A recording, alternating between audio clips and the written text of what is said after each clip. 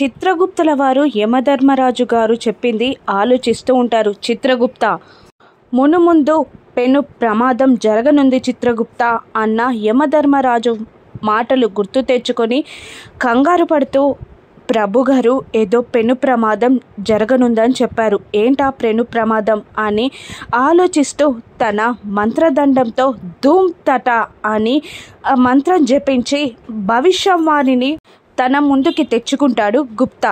ఇక అది ఓపెన్ చేసి భవిష్యవాణిని చూడడం స్టార్ట్ చేస్తాడు గుప్తా. అందులో బాగి వెళ్తూ ఉండగా 6 రూమ్ డోర్ ఓపెన్ చేసి ఉంటుంది. ఇక ఒక్కసారి బాగి 6 రూమ్లోకి చూసేసరికి అక్కడ 6 ఫోటో కనబడుతుంది.